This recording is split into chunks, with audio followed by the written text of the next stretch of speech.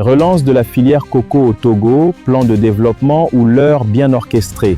Alors qu'une réunion officielle s'est tenue pour fixer la feuille de route et les procédures de relance de la filière. Des voix dénoncent une stratégie de façade visant surtout à orienter et se partager le financement de 200 millions de dollars de la Banque mondiale. C'était la grande mise en scène institutionnelle de la semaine. Une réunion au sommet réunissant cadres du ministère, experts et acteurs du secteur pour planifier, procédure à l'appui, la redynamisation de la filière coco sur le littoral. Derrière les grands discours sur la modernisation des vergers et la sauvegarde des emplois ruraux, la réalité s'avère bien plus cynique. Officiellement, cette concertation devait déboucher sur des consignes claires pour renouveler les plantations dévastées par l'érosion et les maladies. Pourtant, la méthode interpelle.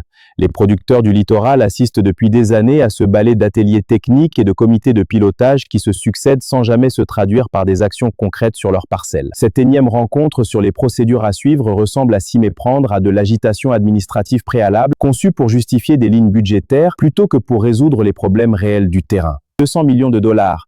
Le véritable enjeu de la manœuvre. Pour comprendre l'empressement soudain des autorités à organiser des séminaires sur la filière coco, il faut regarder du côté des guichets bailleurs. La Banque mondiale a engagé une enveloppe massive de 200 millions de dollars destinée aux projets d'adaptation et de développement au Togo. Le timing de cette réunion n'a donc rien d'un hasard. L'art du montage institutionnel, établir des procédures complexes permet de créer des commissions, des comités de suivi et des postes de consultants sur mesure.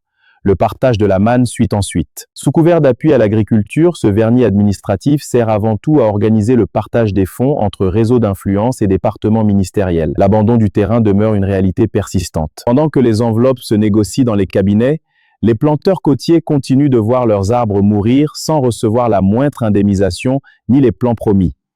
Une illusion qui ne prend plus. Ce décalage flagrant entre le faste des réunions administratives et la détresse réelle du littoral confirme la thèse d'un leurre organisé, loin d'une volonté politique sincère de restructurer la filière. La relance du cacao semble une fois de plus servir de prétexte idéal pour siphonner et redistribuer les fonds internationaux.